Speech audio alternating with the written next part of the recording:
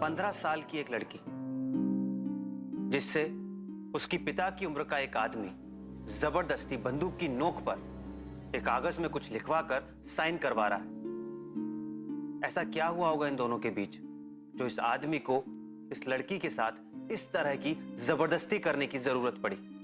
क्या वो उसे ब्लैकमेल कर रहा था या ऐसा कुछ करवाने की कोशिश जो वो नहीं करना चाहती? इन सभी सवालों का जवाब है हमारी आज की ये कहानी। अपने पापा से पूछना मुझे भी स्पोर्ट्स में कितना शौक था। वो बात दूसरी है कि मेरा ट्रांसफर हो गया और फिर सब कुछ छूट गया। लेकिन अब कोई नहीं, 3 साल के बाद वापस फरीदाबाद आ गया। अब जो है तुम्हारे साथ अपनी स्पोर्ट्स की ट्रेनिंग करूंगा। भाई अच्छी ट्रेनिंग दी है तूने इसको। थैंक यू मानव जी। कुछ दिनों के बाद हमें कुछ ज़रूरी काम से एक दिन के लिए मुंबई जाना है। विनीता को नहीं ले जा सकते हैं, तब उसके एग्जाम्स आ रहे हैं। इसमें इतना सोचने समझने वाली कौन सी बात है? हम तो यही हैं। विनी अब बड़ी हो गई है, हमारे साथ रह सकती है। Thank you so much. और वैसे भी हम उसका पूरा ख्याल रखेंगे। हमारे साथ रहेगी तो हमें भी कंपनी मिल जाएगी। बिल्कुल। और स्विमिंग के अलावा और क्या क्या अच्छा लगता है? Dance. I think you should learn horse riding also.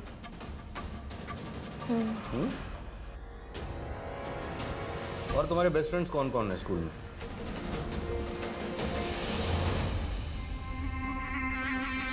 प्रीति और Isha.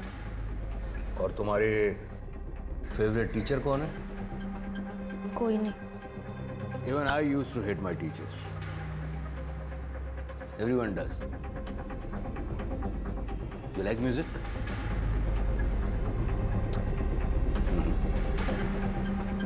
What kind of music do you listen to?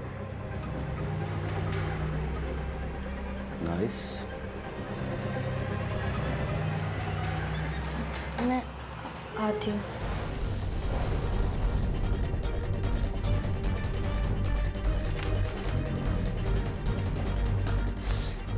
संभाल के बेटा।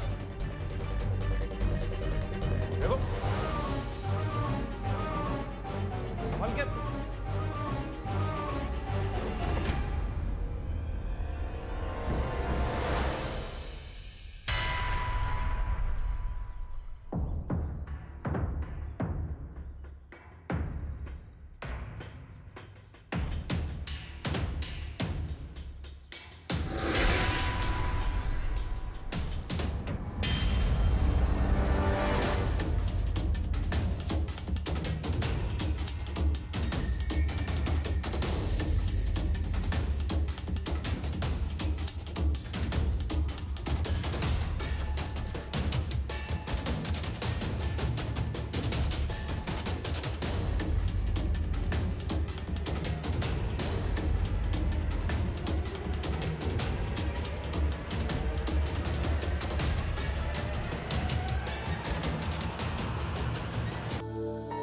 बेटा, हमसे ऐसी कौन सी गलती हुई तो तुमने हमें इतनी बड़ी सजा दी?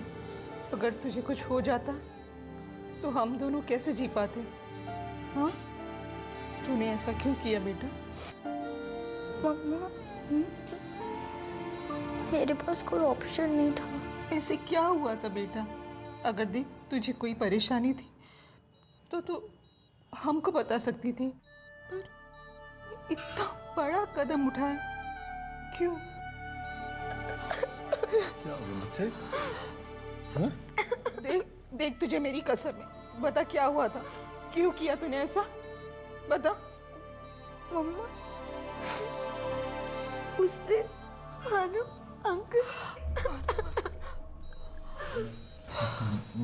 मानो अंकल मानो अंकल क्या बेटा? उस दिन उन्होंने मुझे नींद की गोली देकर मेरे साथ जबरदस्ती। मम्मा, ये रेप में। क्या कह रही मीनू? क्या कह रही है बेटा? आप लोग को लगता है कि वो बहुत अच्छे इंसान है ना? नहीं मम्मा, वो सबसे घटिया इंसान है इस दुनिया में। वो 2 साल पहले मुझे घर ले गए थे ना,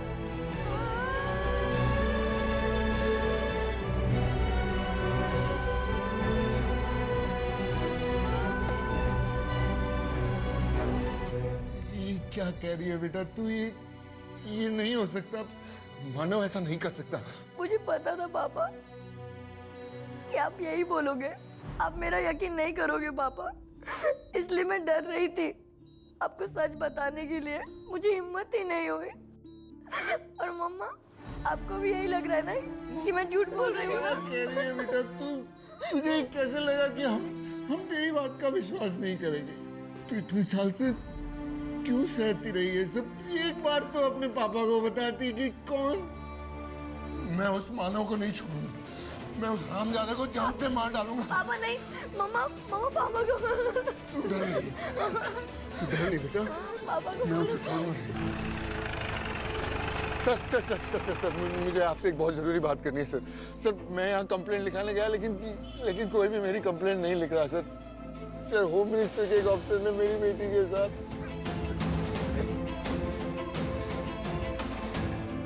देखिए, आप रोइए मत, मुझे बात बताइए क्या हुआ।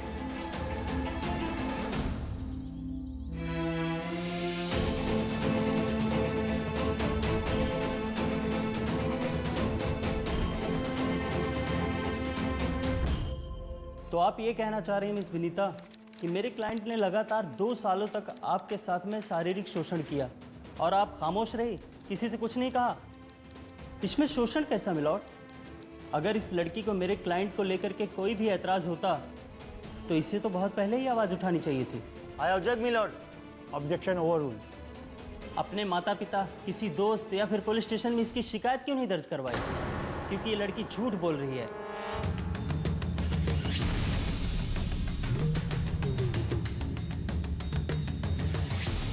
ये सब झूठ है।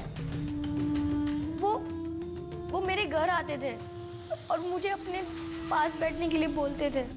कभी कभी वो हाथ भी पकड़ते थे, यहाँ वहाँ टच करते थे और रूम में चलने के लिए बोलते थे। और उन्होंने ऐसा एक बार नहीं, ऐसे कई बार किया है। वो अच्छे इंसान नहीं है। मुझे डर लगता था, इसलिए मैंने आज तक किसी को नहीं बोला। मैं इस बात की गवाह हूं कि मेरे पति विनीता और उसके माता पिता के गुनहगार हैं। ये लगभग 3 साल पहले की बात है। विनीता 15 साल की थी। जब कभी वो हमारे घर आया करती थी या हम उसके घर जाया करते थे, मैंने हमेशा विनीता को मानव के आसपास काफी अनकंफर्टेबल पाया। शुरू में मुझे लगा कि वो काफी शर्मीली टाइप की है, लेकिन नहीं, धीरे धीरे मुझे कुछ और ही महसूस होने लगा। मेरी अपनी तो कोई बेटी नहीं है, लेकिन मैं एक लड़की और उसके माता पिता का दर्द समझ सकती हूँ। विनीता और उसके पेरेंट्स ने मेरे पति की हरकतों की वजह से पहले ही बहुत दुख झेले।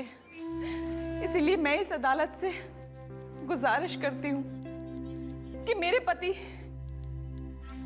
मानव शर्मा को कड़ी से कड़ी सजा दे।